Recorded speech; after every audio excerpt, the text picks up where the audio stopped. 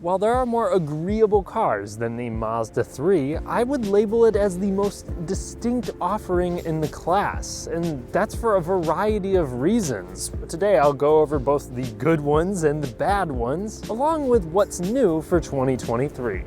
First and foremost, there is no more 2-liter base engine. Additionally, over the last few years, Mazda has quietly removed all-wheel drive from some trims, including now for 2023, the Preferred. You can no longer get that with all-wheel drive. You have to go up to at least the Carbon Edition, which is what I have next to me. And across all of the trims, the price has definitely seen an increase here for the new model year. To help justify that, we now have 5 more horsepower and a little bit better gas mileage overall, which is for the volume selling base engine only. We can attribute the slight increase there to an improved cylinder deactivation system, which is standard on all except the turbo models. But before you pull out the holy water to protect your engine, understand that Mazda has used this tech in the 3 for a little while already, and it hasn't been problematic. You can no longer get the premium trim with an automatic and front-wheel drive.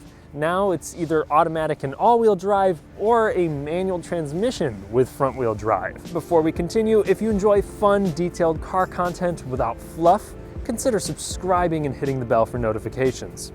So the first thing that makes the Mazda 3 stand out in my mind is the fun factor. So we'll start off with the steering. It doesn't allow the car to change direction super rapidly. It doesn't have a very quick ratio, but it is extremely predictable. You feel the road, the divots, the imperfections very well through your hands. On top of that, it has a reassuring steering weight, maybe a little heavy for some people, but it does make driving just about anywhere both more confidence-inspiring and engaging. Part of that is also due to the extreme lack of play on center. Another aspect to its fun personality will come from the suspension. It's got a firm yet supple ride that keeps body roll well under control. It won't carry a Subaru WRX or Civic Si level of flatness through corners, but it's sporty enough to be satisfying on a curvy road. If you're looking for a suspension as friendly as an ex after their next relationship didn't pan out, maybe go with an Impreza or Corolla. The Mazda 3 is quiet, smooth, but not as comfortable over neglected roads. Briefly, I'd like to thank the small dealer, Royal South Mazda in Bloomington, Indiana, for letting me test drive various 3s over the years. The staff there are honest and attentive. If you're in the market, check them out and tell them thanks for me. Under the hood, most small cars are less intriguing than a toothpaste sandwich, but the Mazda mostly over-delivers when it comes to the powertrains. So we'll start off with the transmissions. You have a 6-speed manual available on, unfortunately, only the premium trim. That means you're paying $30,000 if you want 3 pedals. But the unit itself has a communicative shifter and clutch, both with a lighter feel to them, but still a nice engagement. All other Mazda 3s will have a 6-speed torque-converted automatic that does the job just fine. For the most part, it shifts smooth and slow and has pretty good transmission tuning. Although I will note, at lower speeds, sometimes it doesn't choose the right gear, resulting in either a mildly violent downshift to first gear or just a little clunkiness. But for the most part, it's not too confused. And really, your experience will vary greatly on the transmission side of things depending on which engine you go with. You will have just the 2.5-liter naturally aspirated or a turbocharged version of that.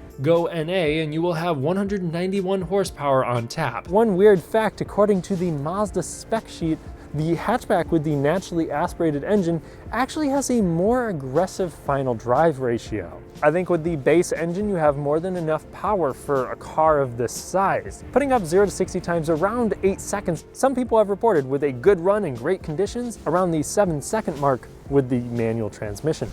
But passing power there will be adequate. If you want it to be effortless, then you really should just get the turbocharged model, which also has phenomenal response, go turbo, on regular fuel, you're still gonna make 227 horsepower, but more importantly, 310 pound-feet of torque. You'll actually get 250 ponies if you throw in 93 octane. When you go with the turbocharged model, it's actually more refined as a whole, and maybe that's because it doesn't need to downshift as much because it has so much torque, but it truly feels like a luxury car powertrain. Another pro to this that deserves its own reason is the availability of all-wheel drive, which does a surprisingly good job at redirecting power where it needs to go, and it's going to be standard with the forced induction models. But once you get on the inside, you can tell that the Mazda 3 is trying to be as upscale as it can for its price. And that's the next reason that I love the Mazda 3.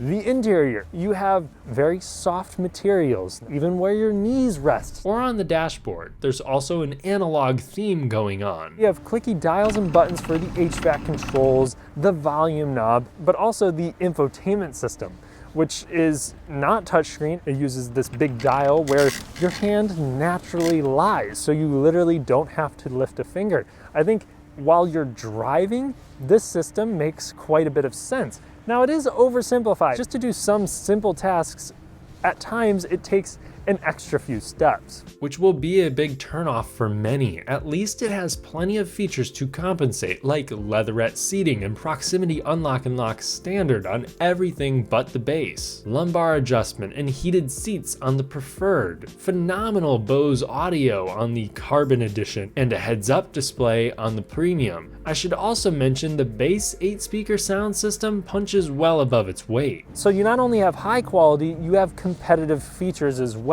My only slight complaint up front would be the seats, which are comfortable, they're soft, but they may pinch a little bit there at your shoulders if you've got kind of a broad stature. And most importantly, even though this car came out for the 2019 model year, I think the interior still looks beautiful. And I also think everything else should age pretty well. And that's my last big reason to pick up a Mazda 3, reliability. So we have two proven engines with a traditional gearbox that's made by Mazda themselves. And really, there haven't been a big slew of common issues for these things, but they aren't perfect. When this thing came out, you had some AC issues. There's also been some people reporting finicky autonomous braking. Others complained about rear view mirrors falling off and speaker failure. While I'm not reading much about oil consumption issues here, there were faulty valve seals on many 2021 Mazdas with the turbo. This shouldn't be an issue with the 23s. After a couple years, the main problem that I still see reported from NHSTA and carcomplaints.com is airbag malfunctions on the dashboard that require replacing a side airbag. Though notably, these are extremely safe when all systems are online. If reliability is a top priority to you, like it is to me, I think the Mazda 3 should be sitting right there near the top of your list. So now that I've gotten all my praises out of the way, we need to talk about the downsides to this thing.